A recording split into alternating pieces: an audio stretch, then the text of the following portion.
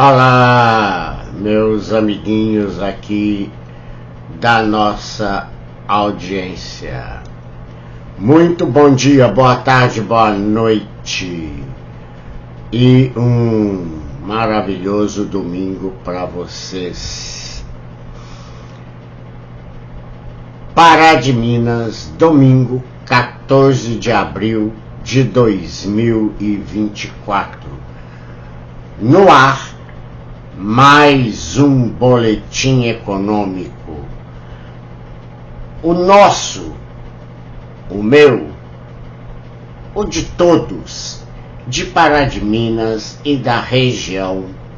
O boletim econômico mais completo, mais dinâmico e também, por isso, o mais extenso de todos, né? Que já se passou por aqui. Nesse momento são 21 horas e 40 minutos e hoje a gente vai tratar mais de um assunto geopolítico, tá? E que não é novidade para ninguém que está acompanhando aí os conflitos que estão acontecendo no Oriente Médio ali e toda aquela região, né? Só que agora quem tomou mais proporção foi Irã, Israel. A geopolítica pode causar mudanças econômicas e políticas no mundo. Petróleo e dólar podem ir nas alturas. Pois é, meus amiguinhos, agora, como vocês estão podendo ver aí, que nós estamos vivendo um ano que sequer começou direito e já está todo de cabeça para baixo, né? Porque trata-se de um ano eleitoral. Eu estou falando isso me referindo ao Brasil e aos Estados Unidos, né? Mas em particular aos Estados Unidos.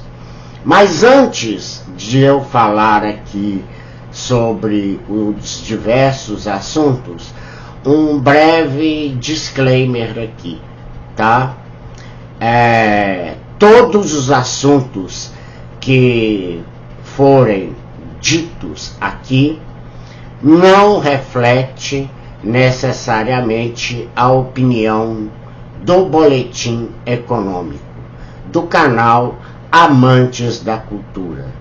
São anúncios, né, reportagens, tá, de fontes fidedignas, públicas e que não tem nenhum objetivo de influenciar quem quer que seja para qualquer tipo de eleições, seja no ambiente doméstico aqui no Brasil, seja também fora dele, tá? O que nós estamos passando para vocês são apenas comentários, reportagens, viu? Mas não necessariamente expressando a nossa opinião e, ao mesmo tempo, querendo induzir quem quer que seja. Viu?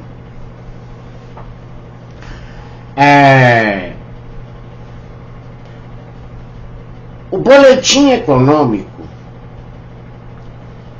tem, né, esse objetivo aí de informar, de mostrar sobre esses fatores geopolíticos, tanto no Oriente Médio quanto também aqui do Ocidente, a fim de repassar para todos, sobretudo os mais interessados em geopolítica, né? Pode ser estudantes, pessoas que gostam do assunto assim como eu também, viu?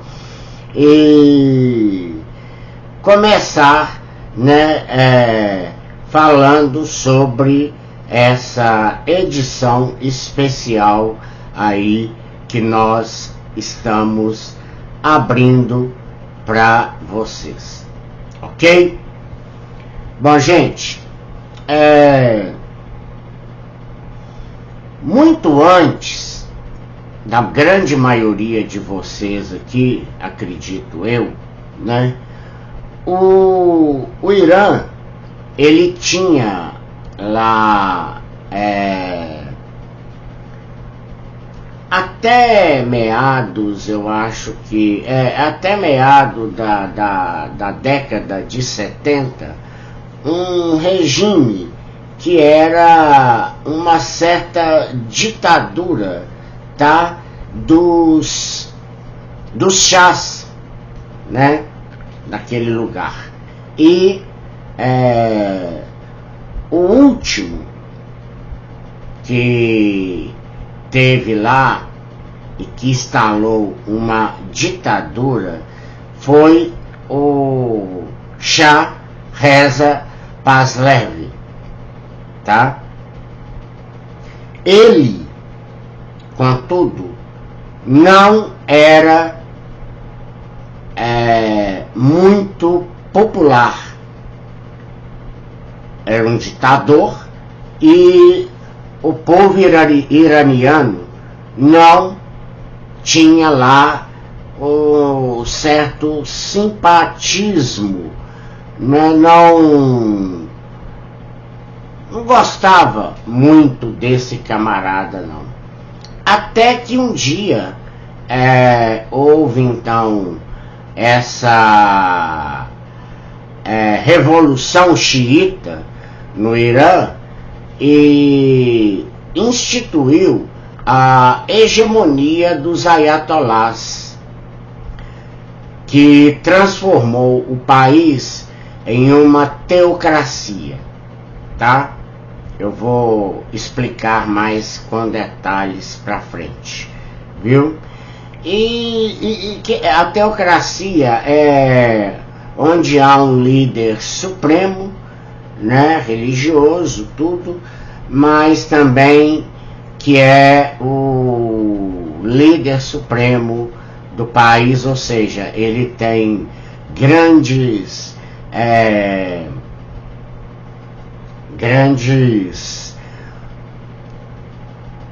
influências políticas, tá? Bom, aí o Ayatollah Khomeini, tá, que estava até então deposto e também exilado do país, ele retornou, tá, e assumiu o líder supremo como líder supremo da nação, tá?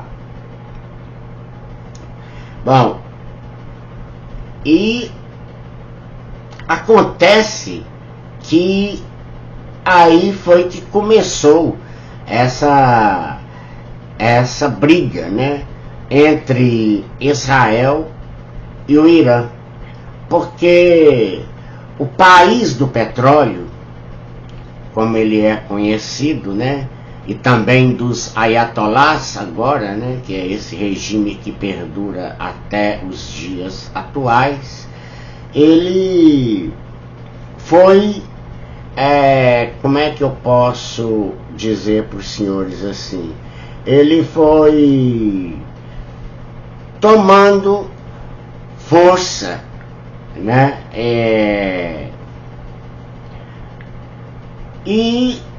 mas acontece que o Ayatollah Khomeini, ele era, na verdade, um grande simpatizante do povo israelense.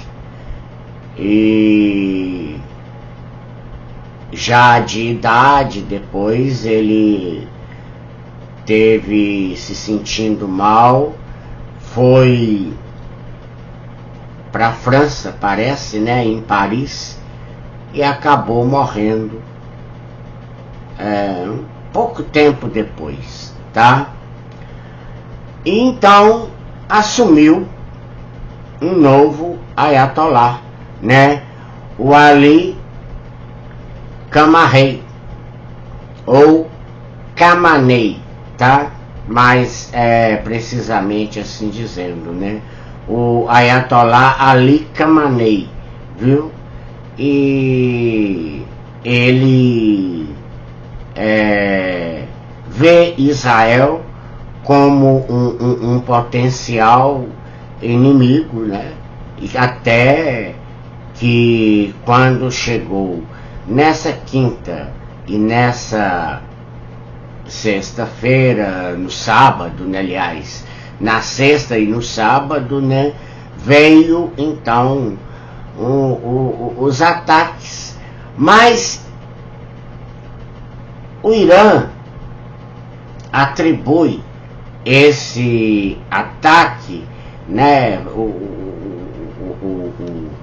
como uma revidação, né? Ele foi revidar o ataque que o Israel, perdão, havia feito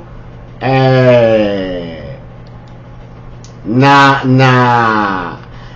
embaixada lá, né, no consulado iraniano em Damasco, e matando aí até um general aí supremo, né, lá das Forças Armadas iranianas e também da Guarda Revolucionária.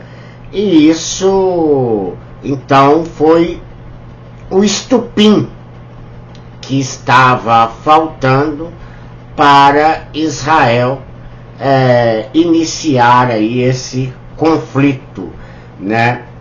Mas Israel,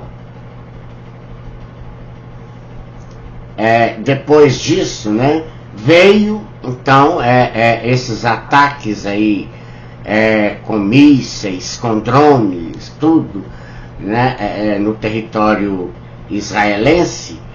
Só que isso aí teve um problema, porque o Israel conseguiu combater abater boa parte desses mísseis, desses foguetes, desses drones, tudo, né, com a sua força defensiva, a sua tecnologia, né, que armamentícia, que é uma das mais precisas, uma das mais consistentes do planeta, viu? E hoje então Israel convocou uma assembleia extraordinária na ONU lá para ver então se vai atacar o Irã novamente, tudo. Só que para o Israel atacar Irã, existe uma série de fatores também. O lado dos Estados Unidos fica aquela confusão. Por quê? Porque se o Joe Biden ele não der o apoio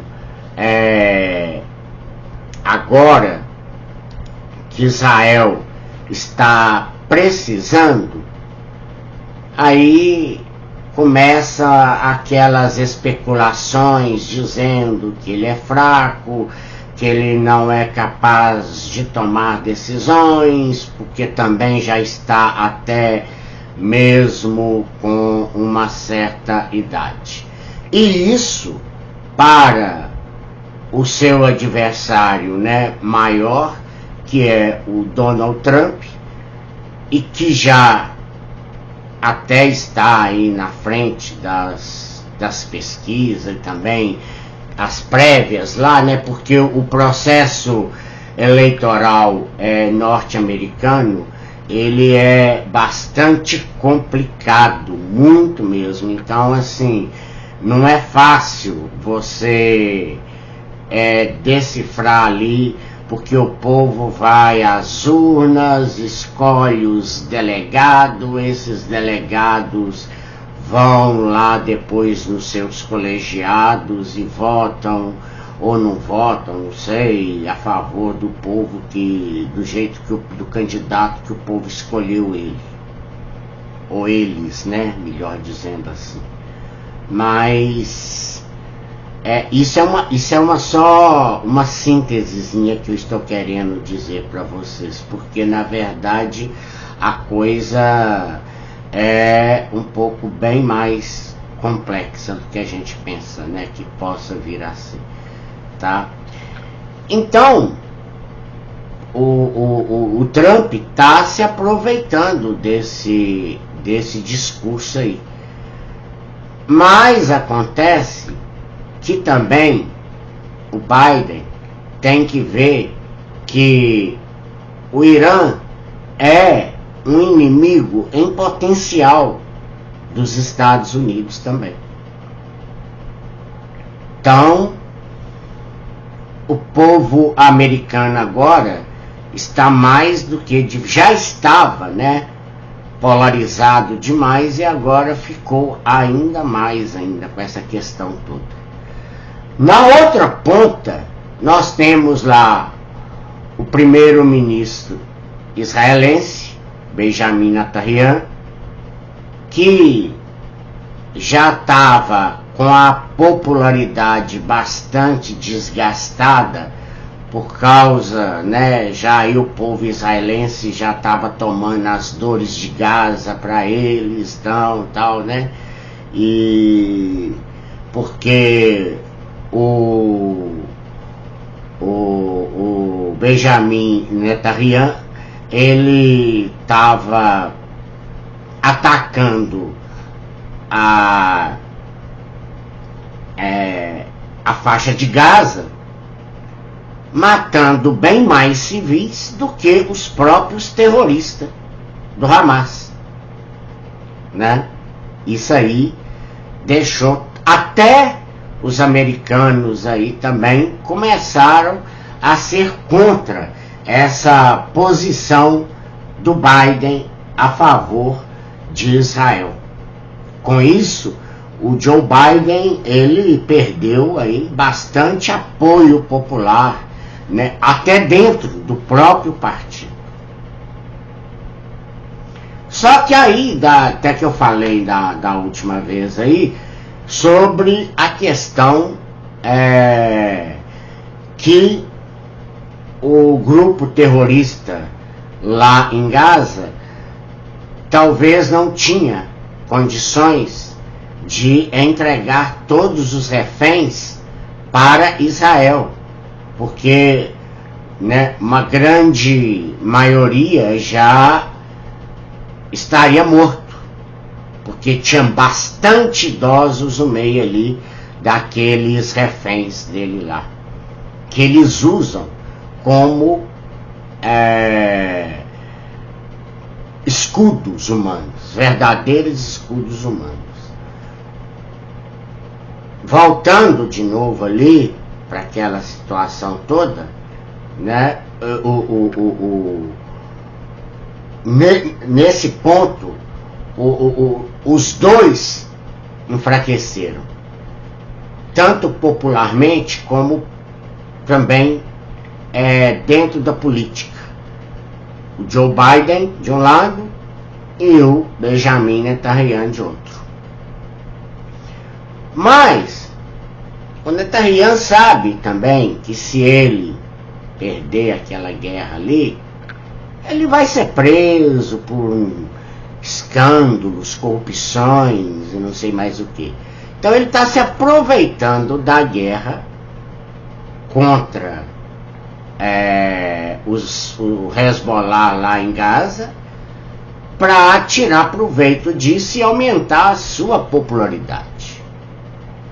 Só que aí nesse meio do caminho aparece quem? O Irã. Aí, então, o Irã, que pensava que poderia até, nesse caso, acabar com Israel e tudo, aconteceu o contrário, porque ele acabou fortalecendo ainda mais, fortaleceu de novo aquele que já estava fragilizado, que é o Benjamin Netanyahu. E ele é um articulador político de primeira, né? Acho que o nosso aqui perde para os dois, né? Então, o Biden também é um grande articulador político. Acho que o nosso aqui perde para eles. Ou também não, né? Às vezes ganha. Porque igual esse daqui eu desconheço. Mas então, ele tirou esse proveito todo para poder mostrar sua força inteira. Que o Irã deseja destruir, né, o Estado israelita. Os ayatolás sempre pregaram essa tese aí, né, essa política internacional de falar que o Israel tinha que ser varrido do mapa. E também nunca reconheceram o Israel como um país, né? Eles não reconheciam, tá? Então sempre teve ali aquelas confusões danadas. Para vocês terem uma ideia aqui dentro da geopolítica, olha para vocês verem aqui o que eu quero mostrar. Vocês estão vendo aqui o Irã? Então, aí ó. Pois é, o Irã, ele não faz divisa com Israel, que está aqui, ó. Israel está aqui, de vermelhinho, né? Aí ele aqui, ó. Eu não sabia que mexer com coisa, minha mão vai também, ó, né? Então, Israel, trem difícil isso de mostrar para vocês. Aí ele aqui, ó, pequenininho aqui, ó, tá? Esses mísseis que o Irã mandou, justamente aqui, ó, todo de azul, tudo isso aqui, olha o tamanho que é o Irã, olha, tá vendo? Tudo isso aqui que está sendo contornado aí de azul, que vocês podem ver, né? Tudo isso aqui é o Irã. Aí ele mandou, né, os ataques dele, mas tinha que passar nos céus aqui, ó, de pequenininho aqui, Bagdá, capital de quem? Do Iraque, né? Da Síria, aqui, também de vermelhinho aqui, Acho que tinha mais um outro país, tem mais um outro país aqui primeiro ainda, antes até mesmo de chegar até Israel. E por que eu estou colocando a seta vindo para cá, mas também saindo daqui e vindo para cá? Porque para Israel atacar o Irã, ele tem que fazer também esse mesmo trajeto. Acontece que Iraque, né, a Síria, né, não são muito fãs lá dos israelitas. Então, para Israel, está bem mais complexo essa guerra, um contra-ataque, do que realmente, né, para o Irã. Porque o Irã faz fronteira com o Iraque, foram inimigos anos e anos, né? Anos e anos. A guerra Irã-Iraque durou quantos anos? E hoje não é que eles são amigos, mas eles têm uma boa diplomacia entre eles. Já a Síria, assim como o Irã, por financiar esses grupos terroristas, como o Irã, né? Então, os dois são mais do que aliados. O Iêmen, com aquele grupo terrorista, né? Os Houthis. E então virou aqui, ó, de azulzinho aqui para vocês verem aqui embaixo aqui, ó. Eu não consigo pôr a caneta aonde eu quero. Aqui, ó, a Palestina aqui, ó. Aqui está a Palestina. E agora, se eu conseguir chegar, aí, ó, aqui está, aí, ó, deixa eu desembaçar a imagem, ó, a Palestina, e de amarelinho aqui embaixo está a faixa de Gaza, viu? E desse tamanho todo aqui, a nossa Arábia Saudita, viu? Que é, por isso, chamados de países árabes. Aqui, olha, espera aí.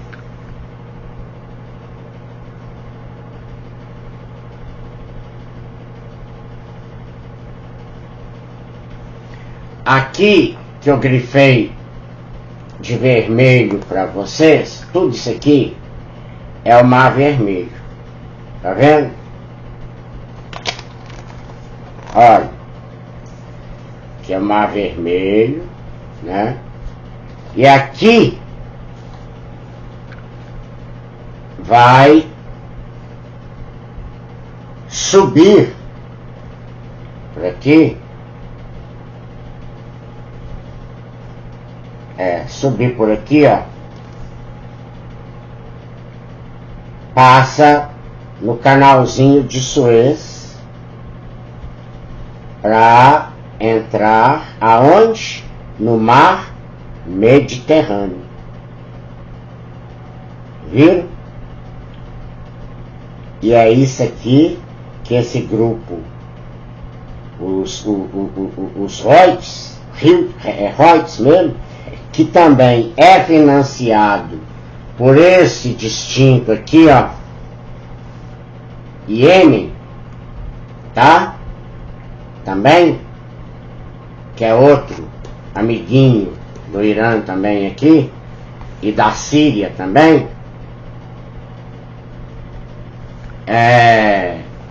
Ai, deu até dor na mão. Mas nós vamos mudar, viu, gente? Em breve, ainda eu estou só anunciando, mas na medida agora, essa parceria que eu fiz agora com o LinkedIn, né, que é para promover empresas e tudo, igual o canal aqui não deixa de ser, viu? Então, vocês já devem ter observado aí que nós já tivemos um aumento na nossa audiência de forma expressiva. Antes de acontecer aquele problemão, deixa eu avisar uma coisa aqui para vocês.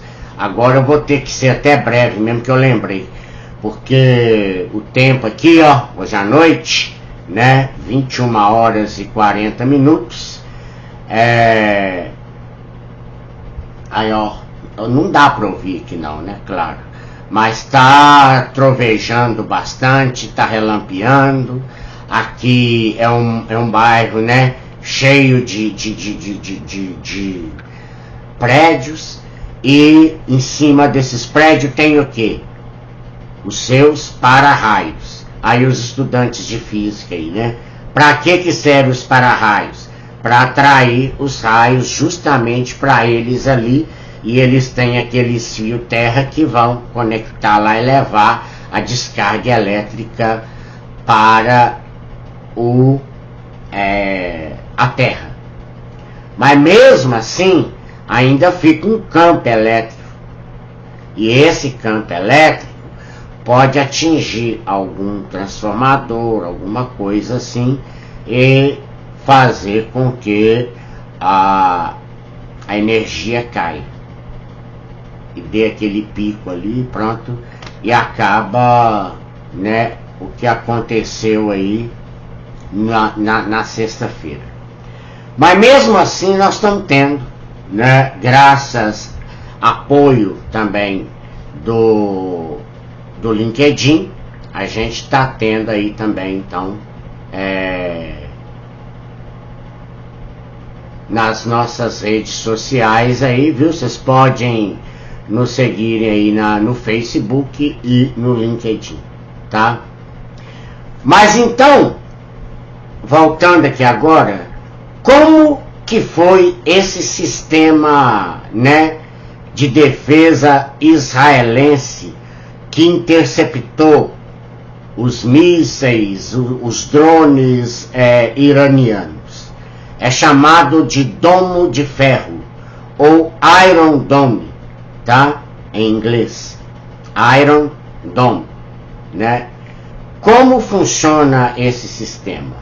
Sistema antimísseis será parte da defesa israelense aos ataques com drones iranianos lançados contra o país neste sábado, tá? Bom, em meio ao anúncio de que o Irã, de Irã até Israel, passando ali naquele mapa todinho ali, tudo do Iraque, até chegar da Síria, até chegar em Israel, tem aproximadamente 2.100 quilômetros. Então dá para a pessoa ver que aquela bala tá vindo, né? Que aquela arma tá caminhando para atingir exatamente o seu país. Deve ser muito chocante, né? Porque eles não têm esses drones, não é esses dronezinhos que vocês estão acostumados a ver, não. Ao contrário, eles são de uma tecnologia de 2022 e eles são pequenos. 90% aproximadamente desses drones são cargas explosivas, tá? São explosivos. Claro que são tudo nenhum, né, não tripulado, tá? Mas eles andam devagar, mas a tecnologia deles é tão boa, assim como também, né, o Domo de Ferro também ou o Iron Dome, que tem aquela precisão certeira, né, de capturar, de ver, de ver, né, assim, a grosso modo falando, os mísseis ou mesmo os drones se aproximando e eles vão sendo abatidos. Porém, como tudo tem um porém, né? Porém, esses mesmos mísseis, aliás, esses mesmos drones, eles também conseguem voar a quase que 100 metros de altura do solo. Quando eles veem uma bateria antiaérea vindo para o lado deles, eles conseguem. Não, nem sempre, senão o Irã teria obtido sucesso e, no entanto, foi um fracasso, né, que ele obteve. Ele não teve sucesso nenhum. Quem saiu na vitória mesmo foi Israel. Viu? Mas como eu contei para os senhores também, Israel nem sempre também foi santinho não, né? Ele queria muitas das vezes achar que falar que a religião cristã que tinha que ser dominante ali também. Mas acontece que não deu, porque o Islã é mais forte lá. Então, além de eles acreditarem no Deus Alá, o profeta Maomé, e ele escreveu o Alcorão. Só que essa violência, igual eu já falei para vocês, né, que esses grupos terroristas pregam, o Islã nunca fez isso. E no Alcorão não tem nada disso. Vocês religiosos aí que leem a Bíblia, sabem que na Bíblia não tem, né, ninguém mandando matar ninguém em nome disso, em nome daquilo. Pois é, para eles lá, eles interpretam a Bíblia deles, né, o Alcorão, achando, não é todo o Islã, não, pera aí, tá, né, vamos por parte aqui, é um braço, que são esses Hezbollah, Estado Islâmico, xiitas, sunitas, o Al-Qaeda e por aí vai, Hamas, né, esses povos aí, e que eles acham que tem que matar em nome de não sei o que. Isso é ridículo, né? Isso não existe, mas na cabeça deles, né, eles acham que isso é o normal. Bom, então, a distância que ele tinha que percorrer é bastante, né, considerável, tendo em vista todos esses territórios, aí, esses outros países que tinha que atravessar. Só que aí o domo de ferro, né, ele foi mais eficiente, apesar de bem mais velho, né, e já quase que não vai durar muito tempo, porque eles não vão aguentar muita coisa mais, né? Então Israel tem que pensar aí numa forma de como que vai, caso esses conflitos venham a persistir, como que eles vão fazer isso aí. Então, os drones, né, contra Israel, em retaliação ao ataque sofrido em 1º de abril, os israelenses se preparam para se defender, considerando que as aeronaves não tripuladas devem levar algumas horas para chegar a seu território. Uma arma importante do exército israelense será o sistema antimísseis que é chamado de Domo de Ferro, ou Iron Dome, tá? Desenvolvido pelos Estados Unidos para proteger Israel de ataques de inimigos na região, como o grupo terrorista Hamas. Entretanto, segundo Robson Farinazzo, tá? Robson Farinazzo, comandante da Marinha na reserva e professor aqui do Brasil, viu? O Domo de Ferro já está no limite de sua exaustão, viu? Que eu falei com vocês. E caso esse conflito dure por muito tempo, não irá durar por muito tempo. Quem não irá durar por muito tempo? O Domo de Ferro. É porque isso aqui que eu estou falando para os senhores também foi um resumo de uma entrevista que o Robson, professor Robson e comandante também da Marinha, apesar de na reserva, ele não perde a patente dele, né? Robson Farinazzo, desculpa, né? Ele falando e eu tentando resumir aqui para os senhores de acordo para ficar mais ou menos aí de uma forma entendível, tá? Então, o sistema tem capacidade para derrubar foguetes e mísseis de curto e longo alcance. O Domo de Ferro nunca foi tão utilizado nesses últimos 6 meses. Quando começou, lá em outubro,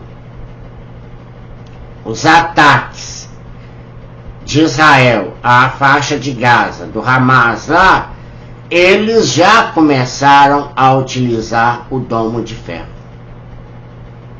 Então, se caso Irã e Israel venham também a prosseguir mais tempo, aí a coisa vai complicar para o lado do Israel por causa da defesa, né? E criar uma arma assim de última hora, né? Uma defesa antiaérea é complicado, né? Por um lado, os Estados Unidos agora fica meio impedido também de mandar ajuda e financeira também. Do outro lado, tem a Rússia atacando a Ucrânia. E o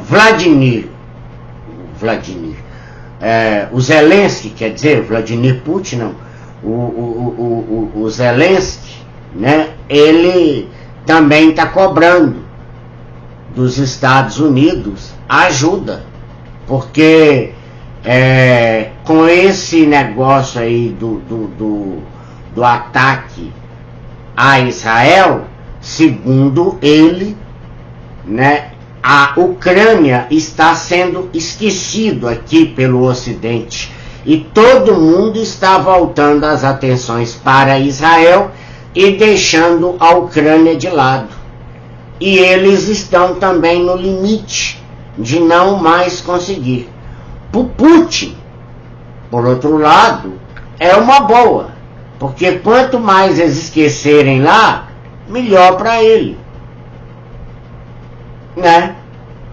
A China, ela não quer problema pro lado dela, de jeito maneiro.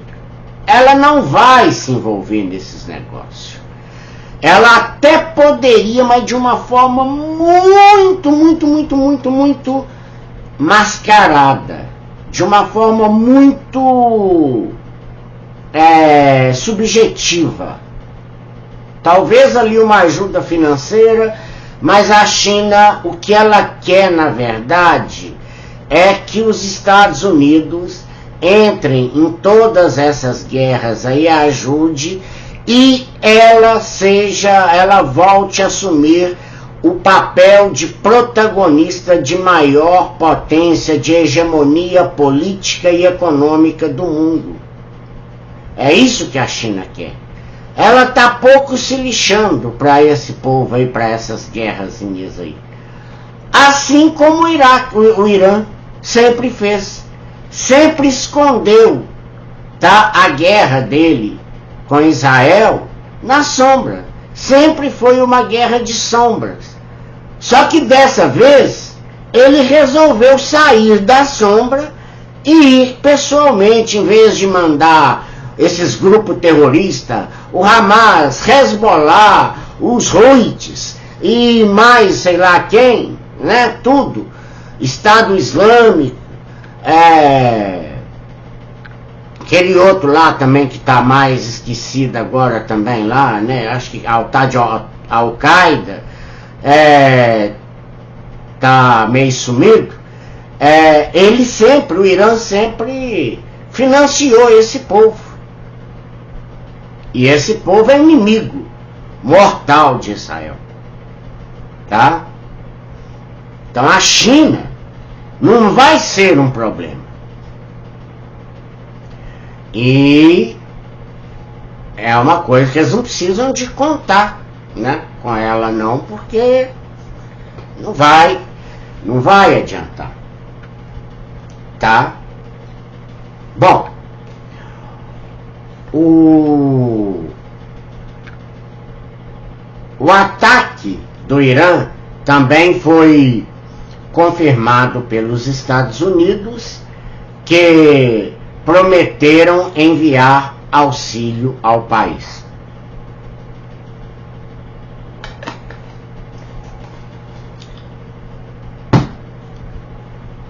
O Conselho do G7, que são as grandes potências mais industrializadas do mundo, né, e não são as mais ricas, são as mais industrializadas, tá? São essas potências mais industrializadas, viu? Com empresas de ponta mesmo. Condenou os ataques do Irã a Israel, que inclusive a presidente da Comissão Europeia, Ursula von der Leyen, disse o seguinte: estamos em constantes apoios com os nossos parceiros e que o arsenal de drones e mísseis do Irã não irá durar por muito tempo, com novas sanções que serão aplicadas. Segundo a Ursula, né, a presidente da Comissão Europeia, essa Ursula von der Leyen, ela crê que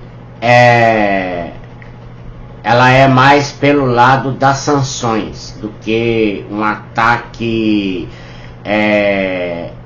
armado mesmo, tá? De uma guerra envolvendo as forças armadas, tá? Bom, e ela então disse que estamos, né, aí tal, e não irá durar por muito tempo por causa das sanções que serão aplicadas. Criado pelas empresas israelenses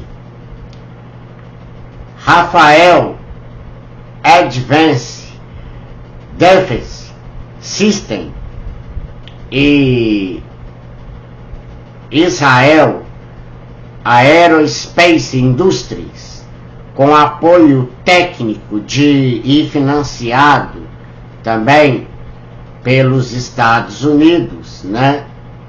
O Domo de Ferro foi criado em 2011 com 2 sistemas separados, conhecido como a flecha e a funda de David, desenhados para ataques de médio e longo alcance. O Iron Dome, como é chamado em inglês, possui interceptadores que são disparados de unidades móveis ou estáticas, projetados para explodir os foguetes no ar. Nenhum dos aviões do Irã, foguetes e drones, não conseguiram atingir o território israelense. Segundo a fonte, 99% dos armamentos iranianos foram abatidos antes mesmo que chegassem em território israelense, sendo todos abatidos fora do seu espaço aéreo. Vale lembrar que os custos das operações do Domo de Ferro varia dos tipos de ataques de abater. Por exemplo, de 50 a 80 mil dólares por foguete, dependendo do que deve ser abatido. Os drones iranianos, por sua vez, tecnologia criada em 2021, são muito baratos e com o uso da inteligência artificial também. Tem essa que eu esqueci de mencionar ali antes de começar a ler o resumo para os senhores aqui, viu? Eles também têm o uso da inteligência artificial. Eles podem driblar muitos, ataques também contra eles, e carregam em sua totalidade mais explosivos. Enfim, mais de 80 toneladas de explosivos na noite passada, em sua totalidade, foram atirados contra Israel. 99% foram abatidos, tá? Apenas uma menina que estava ali no deserto, sei lá, que sofreu aí com estilhaços, desses coisa de guerra aí, e ela foi internada no Israel, no hospital, eu acho que deve ser israelense, claro, em estado bastante grave, tá? Helena Scheren disse, quando perguntada pelo apresentador da Jovem Pan News sobre todos essas tensões geopolíticas em uma mesma região, e que ele fez aí ela responde, que ele fez a pergunta certa para a pessoa certa, pois esta é exatamente a dissertação de mestrado de geopolítica que ela está fazendo. Então vamos ver aí o que ela disse em resumo, tá? Abre aspas. Essa balança de poder regional, no caso o Oriente Médio, ela tem atores de vários tipos, países, governos ou não estatais armados, como é o caso do Hezbollah, Hamas, Estado Islâmico, Al-Qaeda, Grupo Houthis, entre outros. Então, dentro dessa balança de poder, os estatais, eles são a favor do poder como está hoje, com Israel com mais poder, Egito, Arábia e Arábia Saudita. que são chamados de status quo dentro das relações internacionais, tá? Então, os estados armados, tá? Que são, né, alguns dos atores que protagonizam todas essas relações aí, viu?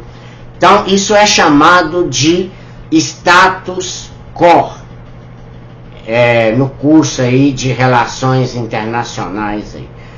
Falando de estados que não querem a situação como está hoje, a gente tem o Irã, o Iraque, a Síria. Às vezes elas são um pouco mais violentas, em outra elas são menos, através de uma diplomacia que ocorre em menores proporção, como é o caso do Catar e a Turquia. Isso é o que chamamos de balança de poder. Gravem isso, tá? Quem gosta aí de geopolítica aí, de relações internacionais, de direito internacional, tá? De jornalismo também internacional, guardem isso aí, tá? Por favor. Isso é o que chamamos de balança de poder, que pode ser o que veremos nos próximos dias, esses dois extremos, ou seja, cada ator defendendo o seu ponto, seja extremista ou menos. Dentro dessas duas situações, veremos dizer que o Irã fez coisas terríveis e que Israel também fez coisas terríveis. Cada ator dentro do Oriente Médio toma um ponto para si e se coloca coloca ele a público. Logo é um pouco mais difícil de a gente ver ações mais amigáveis, mais diplomáticas, porque agora estamos vendo um cenário bem mais violento, tá? Foi essa a fala da professora, né, mestranda, ou então já é mestre, né, Helena Scheren, que falou hoje a Jovem Pan News. A Kobinib, tá, critica a posição do Brasil e diz que o governo não condenou agressões do Irã contra Israel.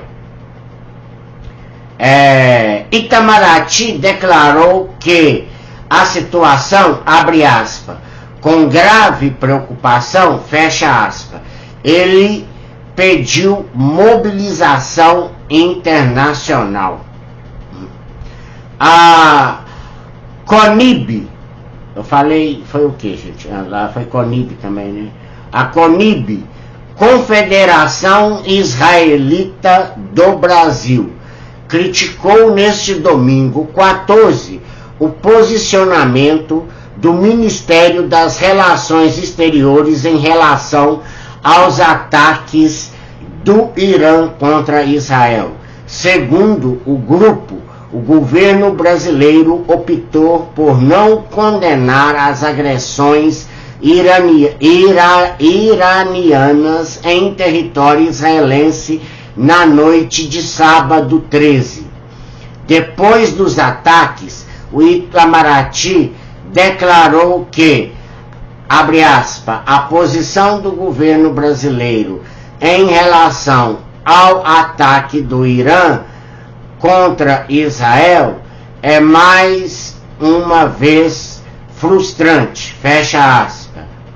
Escreveu em nota o presidente da CONIB, Cláudio Luttenberg, ao afirmar que outros países, abre aspas, se uniram a Israel em condenar e combater o ataque do Irã, fecha aspas. Bom, eu não acho que o Brasil tem que ser protagonista também e tem que ser um dos atores, como diz a professora lá.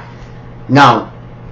Primeiro, olha a distância que nós estamos desse povo. Segundo, o Brasil, historicamente, é um país pacífico. Ele não é um país voltado aí para guerras, para isso, para aquilo e outra coisa mais. Então, é muito difícil, tá, que o nosso país vai entrar em guerra, seja a favor de Israel, seja a favor de Irã, entendeu? Porque uma comunidade que veio viver aqui no Brasil simplesmente está querendo. Não.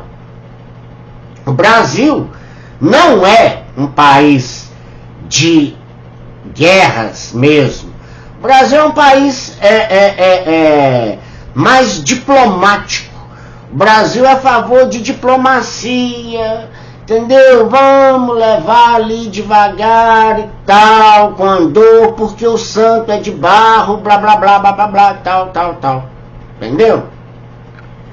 Mas aí, o senhor Cláudio Luttenberg continua, abre aspas, já a atual política externa do Brasil optou por se colocar ao lado da teocracia iraniana, desviando novamente de nossa linha diplomática histórica de condenar agressões desse tipo. Lamentável, fecha aspas, completou o senhor Cláudio Luttenberg, tá? Bom, ataque do Irã a Israel pode levar preço do petróleo e elevar preço do petróleo e impactar preço da gasolina no Brasil. Vamos passar aqui agora para o nosso foco mais nacional, ou seja, os impactos lá do Oriente aqui no Brasil. Afinal de contas, nós estamos tratando do Canal de Suez, tá? Por onde passa, né, a grande maioria dos transportes marítimos do Oriente Médio aqui para o Ocidente. O Irã é um dos maiores exportadores do mundo e também produtores, onde estão as maiores bacias petrolíferas do mundo, e é o do melhor petróleo de melhor qualidade. A Petrobras não quer, por causa do mandatário, né, do Poder Executivo, o presidente Lula, não quer que a Petrobras aumente os preços dos combustíveis aqui e que a Petrobras também pratique preços do exterior. Aí vai ficar bem complicado a situação da empresa e também eu não sei como que até agora eles vão lidar com esse problema. Então, por que é importante tudo isso aqui para nós? Porque a geopolítica, tá? Geopolítica vai além das fronteiras do meu país, do seu país, tá? É o globo todo que nós estamos falando aqui. O petróleo subiu 1% na última sexta-feira e se aproximou de uma máxima em 6 meses, chegando a ser cotado a $90 o barril. Bom, eu vou dar a fonte aqui direitinho para não ter problema. Publicado por André Martins em 14 de abril de 2024, às 10h53, e atualizado às 12h08, 12 horas e 8 minutos, tá? Horário de Brasília. O ataque do Irã, com mais de 300 mísseis e drones ao território de Israel, e o aumento da tensão no Oriente Médio, pode pressionar o preço do barril do petróleo, no mercado internacional e impactar os valores dos combustíveis, não só fora, mas também aqui no Brasil, como o óleo diesel e a gasolina, que são derivativos. A avaliação de especialistas ouvidos pela Exame, a revista, tá? Após ataque do Irã a Israel, Conselho de Segurança da ONU e G7 se reúnem para discutir o conflito. O petróleo subiu 1% na última sexta-feira e se aproximou de uma máxima em 6 meses, com a iminência de uma resposta do Irã ao ataque de Israel à embaixada do Irã em Damasco, na Síria. No ano, o preço da commodity já subiu 17%, passando de $77 para os atuais $90 o barril, segundo dados da Bloomberg, viu? O Irã é um dos maiores produtores de petróleo do mundo, com mais de 4,3 milhões de barris de óleo extraídos por dia. Em um só dia, o Irã é capaz de produzir 4,3 milhões de barris de óleo extraídos por dia. Com o ataque de sábado, a previsão é que os valores subam na próxima semana. Segundo o economista e consultor André Perfeito, um dos grandes economistas aqui do Brasil, tá? Em curto prazo, o petróleo deve subir fortemente essa semana, com a valorização de commodities. Perfeito afirma que o conflito aumenta a defasagem dos combustíveis no Brasil em relação ao preço internacional, tá vendo que eu falei antes? E pressiona a Petrobras para realizar reajustes. Abre aspas, vamos ver o que o André disse aqui. Abre aspas. É possível que o ataque tenha algum impacto nos preços, uma vez que não é só o barril que sobe, mas o dólar também, fecha aspas, diz Perfeito. O economista acrescenta que é necessário entender os próximos movimentos de Israel e do Irã para entender qual será o impacto real desse conflito na economia.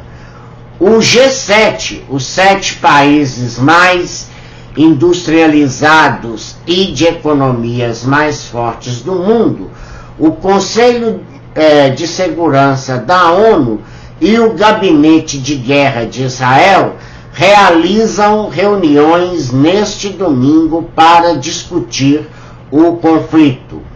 Na mesma linha, Sérgio Araújo, presidente executivo da ABICOM, associação que reúne os importadores de combustível, avalia que existe uma forte tendência do aumento do preço do petróleo e dos derivados. Abre aspas. A região Oriente Médio é muito crítica na produção e transporte de petróleo. Um conflito dessa natureza eleva muito o risco de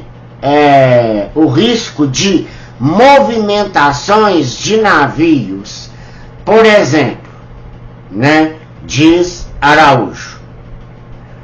O presidente da ABICOM afirma ainda que o Brasil está praticando preços abaixo do mercado internacional e que a escalada do conflito deve pressionar a Petrobras para aumentar seus preços. Bom, hoje os preços no mercado interno estão muito defasados em relação ao mercado internacional. Com o aumento do preço do petróleo no mercado internacional, a tendência é que a defasagem aumente e a Petrobras seja pressionada a aumentar seus preços em um momento político muito delicado, conclui. Delicado que eu quero dizer assim, porque o nosso país também está vivendo um ano eleitoral, tá bom? Que eu não vou entrar nesse detalhe aqui agora, não. Economia. Desculpa, gente.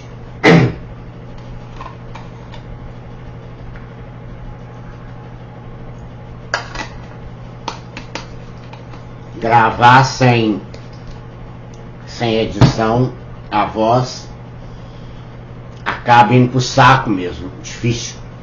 Porque tem hora que você tem que se esforçar para não errar, e quando erra, se tiver ainda no meio no início, ainda dá tempo de gravar tudo novamente, né? Bom, ataque do Irã deve fazer dólar subir e reduzir espaço para cortes de juros. Olha o lado benéfico da coisa. Abre aspas. A investida do Irã contra Israel deve provocar no curto prazo uma alta na cotação do petróleo e uma valorização do dólar. Curto prazo. Claro que se o trem não alongar muito, né? Tendo como consequências um espaço menor para corte de juros, tanto nos Estados Unidos quanto no Brasil, avaliou o economista André Perfeito, em comentário enviado a clientes.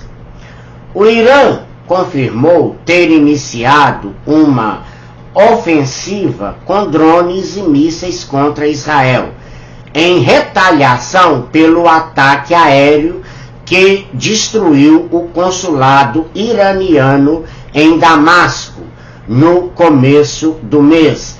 A investida matou integrantes da Guarda Revolucionária Iraniana, incluindo um general.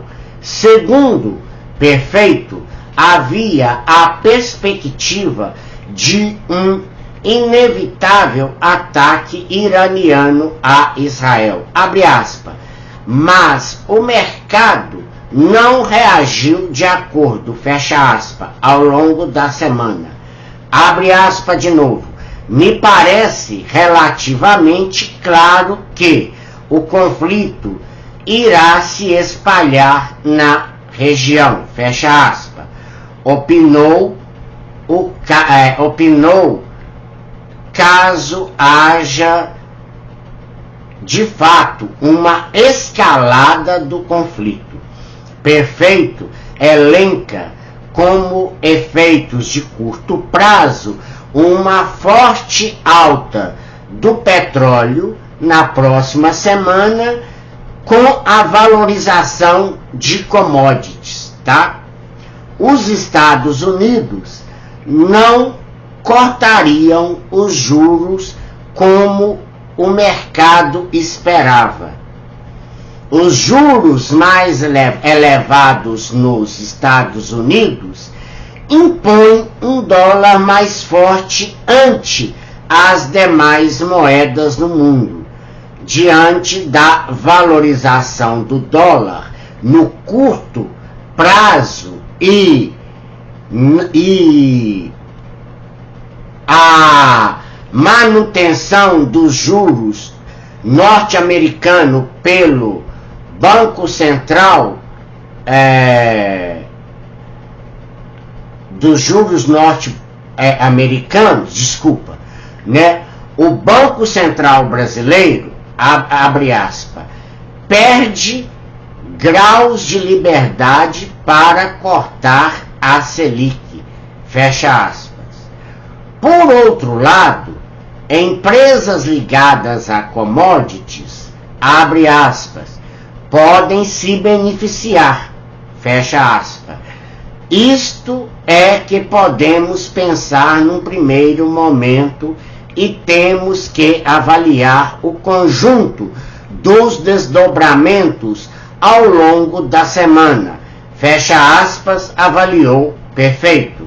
O economista chama o momento atual, entre aspas, caótico, porém ainda não destrutivo para o Brasil no médio prazo, porque o país é exportador líquido de petróleo.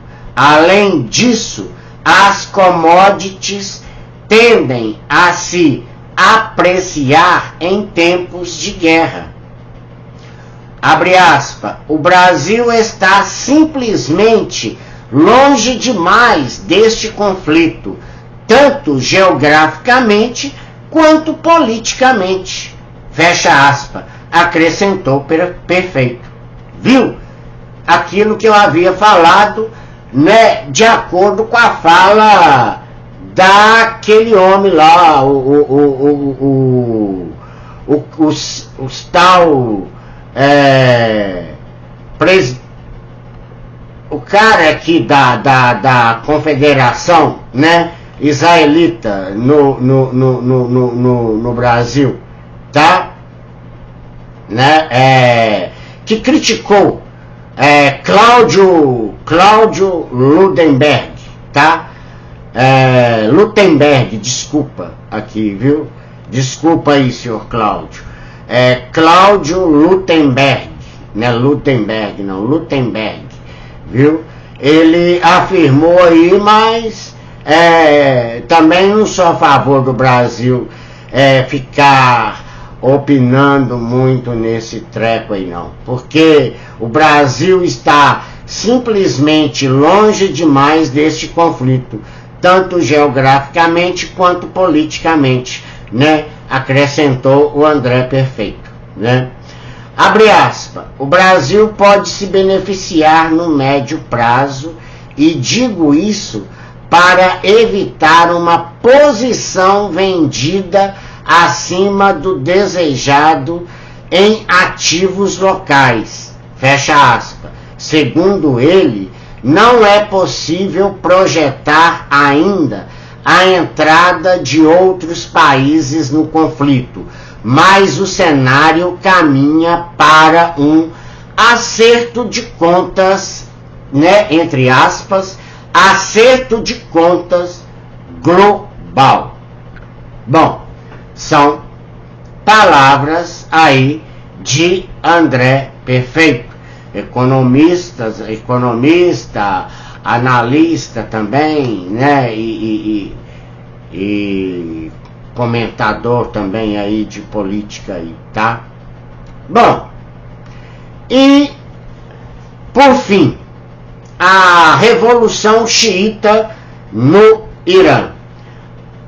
A Revolução Xiita no Irã instituiu a hegemonia dos ayatolás e transformou o país em uma teocracia. Que é isso? Agora sim, forma de governo em que os membros da igreja interpretam as leis e têm autoridade tantos em assuntos cívicos quanto religiosos. Repetindo, forma de governo em que os membros da igreja interpretam as leis e têm autoridade tanto em assuntos cívicos, né, do país, claro, assuntos políticos, tudo mais, quanto religiosos,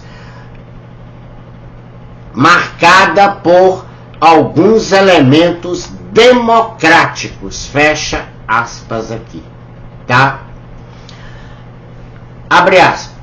A recente história política do Irã demonstra como as relações de poder e os interesses econômicos entre o Oriente e o Ocidente estão marcados pelo signo da desconfiança. Durante muito tempo, em virtude de suas valiosas reservas petrolíferas, o Irã esteve sob a influência de outras nações, como a Rússia e a Inglaterra. Muitas vezes, a exploração das ricas fontes petrolíferas do país era o pivô central de uma relação nem sempre estável. Fecha aspas. Aí vem um golpe militar de Reza Khan. O primeiro abalo deferido contra essa situação aconteceu no início da década de 1920, quando o golpe militar liderado por Reza Khan encerrou o controle da dinastia Kahar à frente do governo iraniano. Reza Khan ajudou, eu li errado aqui, Khan, o H é na língua saudita lá, né, deles lá, o H aqui é Qajar, da dinastia Qajar, eu acho também, viu gente? Eu não tenho muita certeza aí das pronúncias não, tá? Eu não sou árabe, o povo árabe eu não sou, então tem jeito não. E também não sou estudioso da língua deles não. Sei falar alguns nomes, né, de chefes de estado aí, porque eu acompanhei muita coisa. Eu lembro aí demais da conta, tá? Eu vou falar agora dele para vocês, e vocês, muito de vocês também aqui da audiência, vão lembrar, tá?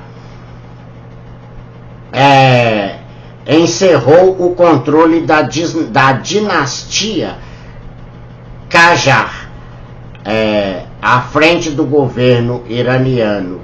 Reza Khan mudou seu nome para o Shah Reza Pahlavi, tá? Aí o H mesmo é que tem som de R, viu? O Reza Khan mudou seu nome para o Shah Reza Pahlavi, que era um grande aliado do Estado de Israel, mas impopular diante de seu povo, né? E alterou o nome da nação de Pérsia, lá era a Pérsia antiga, tá? Para Irã. Com isso, ele buscava levantar símbolos políticos que sugerissem a experimentação de uma nova era, distante da intervenção estrangeira. Por que o povo então será que era contra ele? A gente tem que estudar isso daí depois, né? Então vocês estão lembrando agora, né? Foi no final dos anos 70, né? Aí que o Shah Reza Pahlavi, né? Teve que deixar, eu não sei se ele foi morto, se mataram ele, como é que foi o final que deram para ele, não. Eu sei que a dinastia teve fim, né? E depois, mais adiante, né, que vai chegar uns livros para mim, e eu vou estudar sobre isso para poder falar para os senhores. Mas aqui está falando, olha só, o fim do governo de Reza Pahlavi. Contudo, na Segunda Guerra Mundial, né, quer dizer, que foi em 1945 ali, né, a soberania política iraniana foi alvejada com uma invasão de tropas inglesas e russas em busca de petróleo. Além disso, essa mesma invasão teria sido motivada pelos preocupantes diálogos que aproximavam o governo de Reza Pahlavi e os regimes totalitaristas europeus.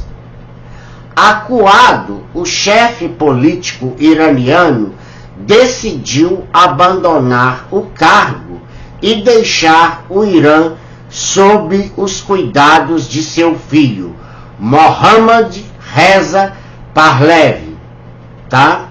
Então, na verdade aí, ó, tá vendo? Já temos meio aprendizado aí andado, então.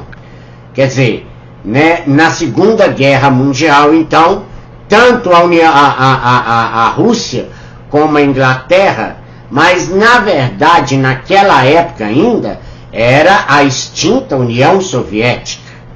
A Rússia era o maior das uniões, né, dos estados, né, porque o RSS, né, União das Repúblicas Socialistas Soviéticas, era isso mesmo, o URSS, União das Repúblicas, URSS, eu pus R demais aqui, União das Repúblicas Socialistas Soviéticas, isso mesmo, tá? A Rússia era a mais rica, até hoje, né? Porque mesmo depois que o presidente lá então, o último, né, presidente da União Soviética, né, que morreu agora há pouco tempo, Mikhail Gorbachev, tá?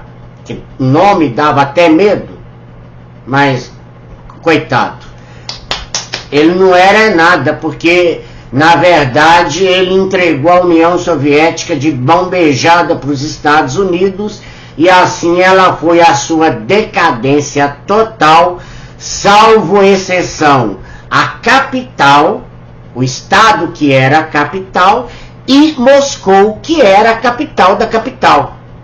Entenderam? Rússia era a capital da extinta União das Repúblicas Socialistas Soviéticas, certo? E Moscou, capital da Rússia até hoje, tá? Então Moscou era o centro, ali, o Kremlin, né? O centro de espionagem soviética, né? Que tinha aqueles espiões soviéticos contra os espiões da CIA, norte-americanos também. Eles travavam aí, né, infindáveis batalhas. Eu acho que os primeiros filmes que Hollywood soltou do agente 007, ele, um espião da CIA, né, dos Estados Unidos, e combatia muitas das vezes mulheres espiãs e lindas. É lógico que as mulheres soviéticas, elas são maravilhosas. Olha as jogadoras de vôlei para vocês verem, né? É um povo muito bonito. E cada uma, né? Eu, por exemplo, se eu estiver em pé, eu passo debaixo das pernas de uma lá, sem encostar a cabeça em nada. De tão grande, parece aquelas girafonas lá grandona, aquelas mulheres lá, né? Então, mas de volta à situação aqui, então assim, na verdade aqui, não era Moscou, não era a Rússia.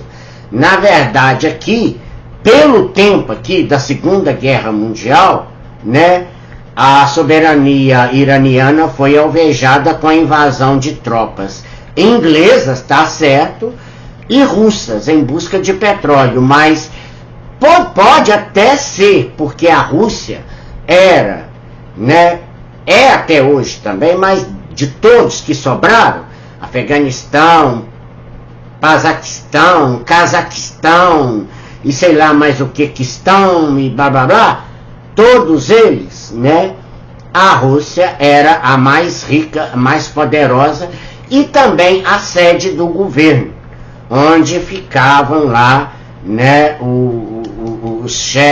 os presidentes lá da extinta União Soviética.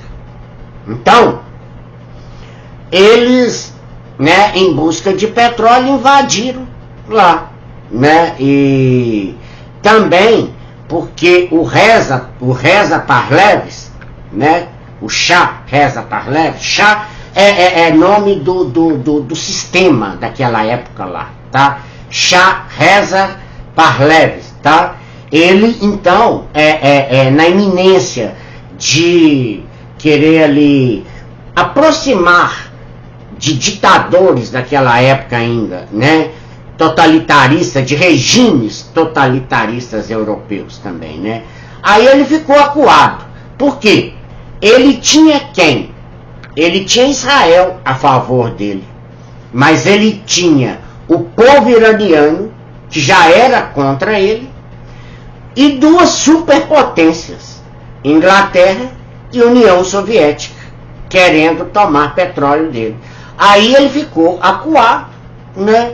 Já era um senhor de idade, eu lembro dessa saída dele mesmo, ele já era bem de idade, né? Então, o filho dele, né, o Mohammed, né, Mohammed Reza Parlev, né, levou ele aí, tirou ele de cena lá e tudo mais, e ele foi para os cuidados do filho. A alteração do cenário político agradava enormemente as nações ocidentais, tendo em vista os vários esforços de Mohammed de modernizar a economia nacional e estreitar as relações com o bloco capitalista. Contudo, em 1951, o primeiro-ministro eleito, Mohammad Mohammed,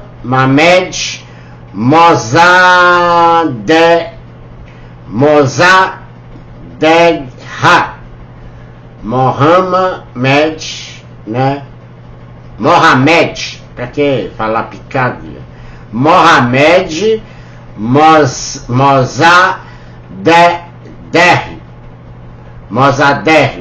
Mohamed Mossadegh provocou uma nova mudança ao impor a nacionalização do petróleo iraniano. A iminente ameaça aos seus interesses econômicos impulsionou os Estados Unidos a organizarem um golpe político. Com isso, houve a derrubada de Mossadegh e o retorno de Mohammad Reza Pahlavi, meu Deus do céu, que é isso? Como ditador do Irã. Então, foi por isso que eu lembro disso aí, né? Porque eu nasci em 65, ele foi sair lá, né? Na década de 70, por aí, né? Então, foi os Estados Unidos quem colocou, né, o Shah Reza Pahlavi como ditador de novo lá do Irã. Beleza? Na década de 70, 1970, a comunidade do processo de ocidentalização do Irã passou a ser veementemente combatida pela população muçulmana xiita. De orientação fundamentalista, os partidos desse movimento de oposição contra o regime de Reza Pahlavi cresceram graças à forte atuação do líder religioso do Ayatollah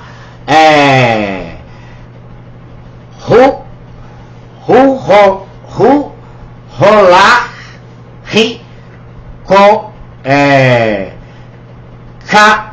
Khomeini, tá?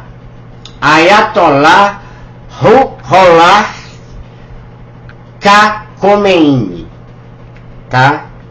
Mesmo exilado, conseguia enviar mensagens que instigavam a realização de protestos, greves e outras manifestações de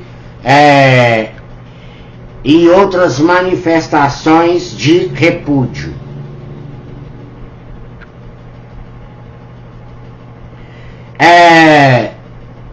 Dito isso, então,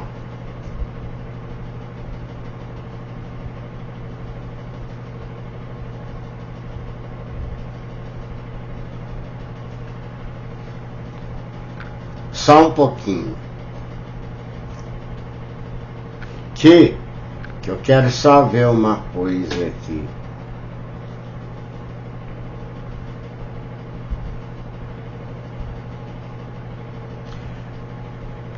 « 28 anos depois ele voltou pro poder, tá? Vocês vão entender agora. Como assim, Guilherme? Vocês vão ver, ué. Na década de 70, 1970, a comunidade do processo de ocidentalização do Irã passou a ser veemente combatida pela população muçulmana xiita de orientação fundamentalistas. Os partidos desse movimento de oposição contra o regime de Reza Pahlavi cresceram graças à forte atuação do líder religioso, o Ayatollah Ruhollah Khomeini. Mesmo exilado, conseguia enviar mensagens que instigavam a realização de protestos, greves e outras manifestações de repúdio. Em 1951, tá? a intensificação do movimento conseguiu impor a derrubada da ditadura de Reza Pahlavi e o retorno de Ayatollah Khomeini para sua terra natal, viu? Colocado como líder supremo da nação, o Ayatollah, então quer dizer, os chás acabaram, né? Aquele domínio ali dos chás, então, tinha ido pro saco, foi embora ali, né? E voltou, então, os ayatollahs, né? O regime dos ayatollahs. Só que isso aí, aí vai ter um outro desfecho, porque, na verdade, até os dias de hoje, o Israel é contra, mas contra mesmo os regimes dos ayatollahs. Por quê? Porque eles são xiitas, sunitas e não sei o que lá mais, e blá blá blá blá blá blá blá blá blá, né? E Israel é cristão. Não importa, é cristianismo ali mais, né? E também muçulmano.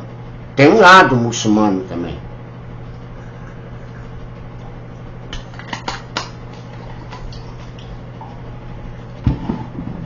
Bom, vamos ver. Colocado como líder supremo da nação, o Ayatollah afastou a intervenção ocidental e privilegiou a retomada dos costumes e políticas subordinadas às tradições de fundo religioso.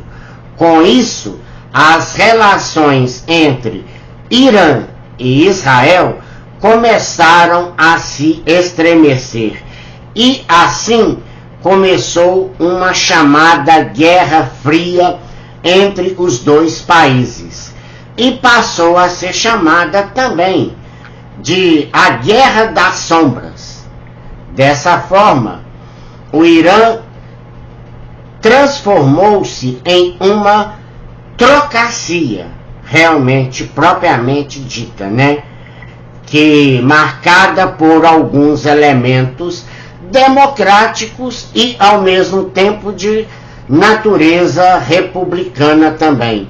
E só para relembrar aqui, né, essa teocracia, né, é a forma de governo em que os membros da igreja interpretam as leis e têm autoridade tanto em assuntos cívicos quanto religiosos, certo? Viu? Então,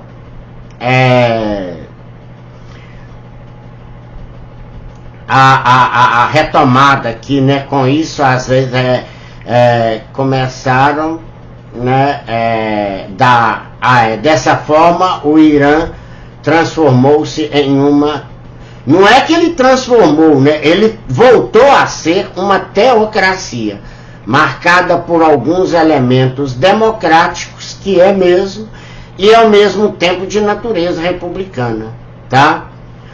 O líder supremo iraniano, o Ayatollah, agora, né, o atual, o líder supremo iraniano, o Ayatollah Ali Khamenei, estaria avaliando o risco de atingir o território israelense com mísseis de médio alcance.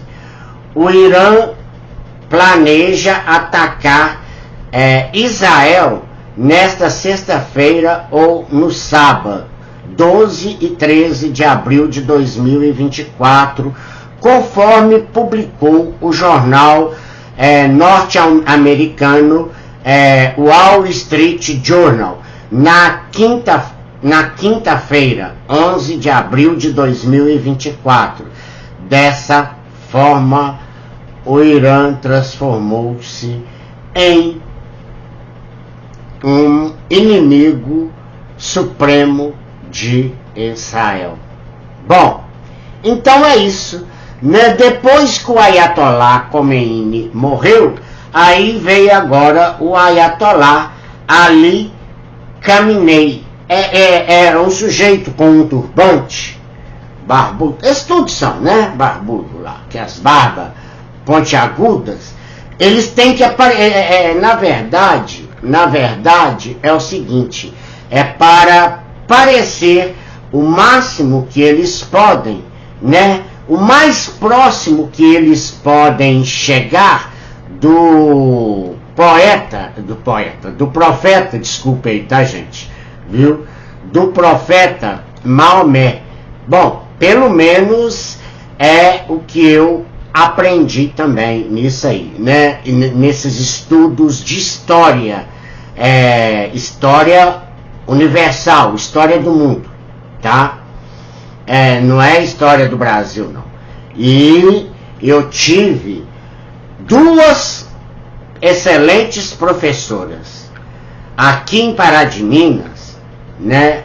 A professora Ivete, não sei se ela ainda é viva, e lá em Belo Horizonte, né? No Promove, né? Eu fiz meu terceiro ano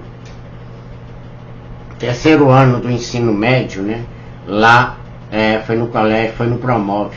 E eu tive então a professora Rúbia, que já deve ter também ido já pro saco, porque ela já era bem idosa, não, né? Mas ela já tinha seus cinquentões, né? Se eu tô com 59, a mulher vai estar com cento e tantos anos já, 120, 109, 110 anos, é meio foda, né? Se bem que eu tenho uma tia-avó que tá com 107 anos e tá enterrando todo mundo da família, né? Eu devo ser o próximo. Bom, então é isso, gente.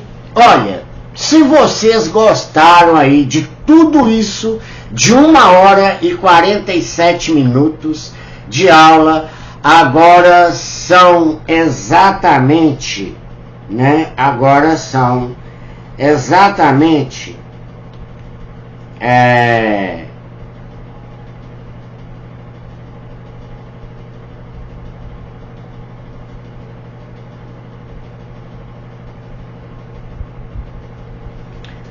22h e 56 minutos, tá? Nós vamos ficando por aqui, viu? Eu quero desejar a vocês uma ótima noite, um resto de domingo e também uma excelente semana aí, tá? E agora eu só posso dizer que esse foi aí o nosso último boletim econômico gravado aqui em Pará de Minas, tá bom? Fiquem bem, até a próxima, tá? Até lá.